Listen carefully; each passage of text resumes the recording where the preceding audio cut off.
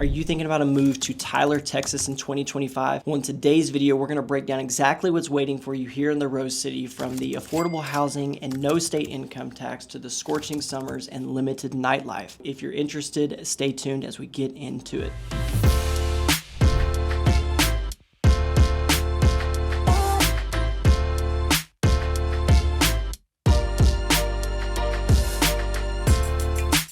As always, thanks for checking out our channel. If you haven't already, make sure you subscribe to it. That way you are notified of all of our newest videos as they drop. We also run the largest Facebook group, Moving to East Texas, where you can connect with other members who have made the move already or have similar questions. I also want to remind you, I'm a licensed real estate agent. So if you have any questions about making a move to East Texas, I would love to be a resource for you. Don't reach out to Zillow. I would love to help you. All right, so in today's video, we are going to break down the pros and cons of moving to Tyler, Texas in 2025. So our first pro is it was ranked the #1 city to move to in Texas by USA Today. Additionally, it was ranked the #1 city for retirees in Texas in 2024. It was #2 on the World Atlas report of places to live in Texas. And also it was ranked in the top 100 cities according to livability as a place for your family. A lot of that is based on the higher health and safety ratings because of the multiple hospitals, the specialists, things like that. Low crime rate, it's always going to do very well on that. Education, it rates very well here relative to other areas across the state. Multiple A-rated campuses across East Texas. Part of that has to do with the good student to teacher ratios too, so you're going to have lower classroom numbers versus some of the other areas across the state. Additionally, we have 3 higher education schools from Tyler Junior College, UT Tyler, and Texas College, all great schools that will give you an option to transition out of high school into those schools, or if you're going back to get your degree, lots of options for you there as well. Affordable housing is a big draw for people here. Great access to healthcare with the 2 big hospitals and money continuing to pour into those institutions as they become more specialized with different doctors and that sort of thing. Additionally, our employment is pretty low relative to the state average. General affordability in addition to housing affordability. We've got great parks. It's a pretty walkable downtown. Lots of great restaurants to choose from, making Tyler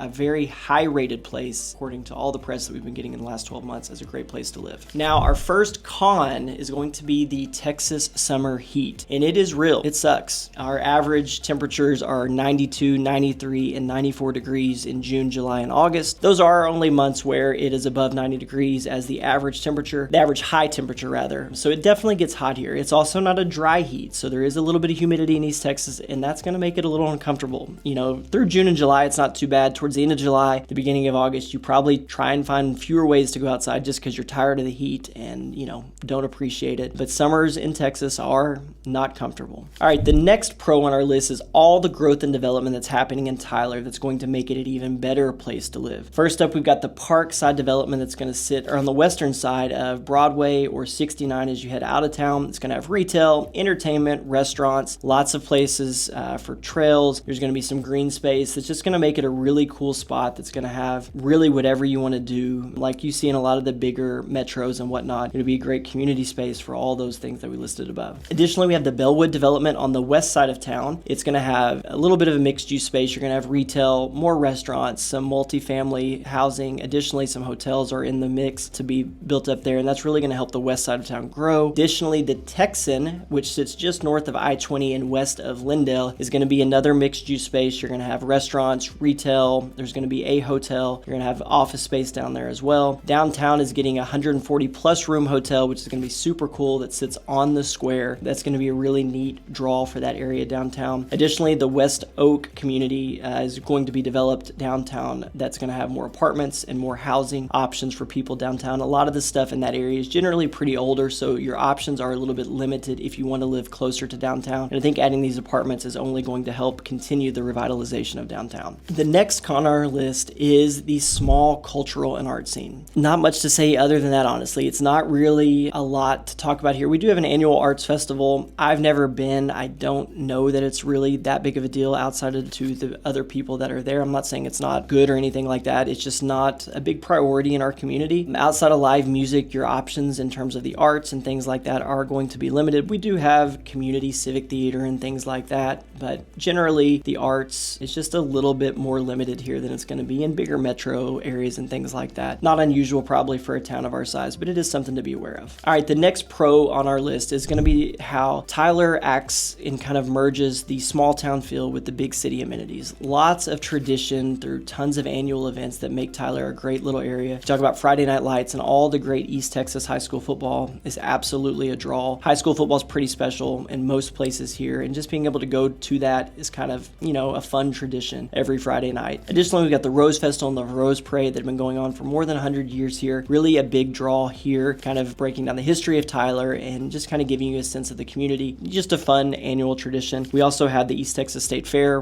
which happens in the fall. As things start to cool off, when the fair's happening, it's kind of a transition to a new season where Friday night football is close. We've got the Christmas parade right around the corner as well, which is a fun thing that, they have the parade, everything's lit up, lots of floats, and they do the annual Christmas tree lighting on the square. So that's another great little activity that happens every year. Additionally, the Red Dirt Music Festival is a really big festival every spring. We've had a lot of big names come through there. They basically shut down the square. You've got lots of great barbecue, drinks, music. It's a great thing if that's what you enjoy doing. When we talk about the amenities too, Tyler's not short on things to do in addition to all the annual traditions. We've got access to 2 Great Lakes with Lake Palestine to the west and Lake Tyler to the east. We've got the zoo. We've got Tyler State Park. We've got lots of municipal parks where people can go get outside, find ways to do things like that. We've got the Goodman Museum, the villages where they're on Lake Palestine, but they have lots of other amenities locally there. We've got a vineyard, which is called Keepersall. It's a great restaurant. They've got great wine. It's a great little spot. Lots of food options, obviously. Our restaurant selection is not limited. We can probably have every type of food with probably a greater amount of them being Tex-Mex and that sort of thing, but definitely plenty of options to choose from in terms of restaurants. All right, the next con on our list is going to be the mild winters. Now, maybe if you're moving from North Dakota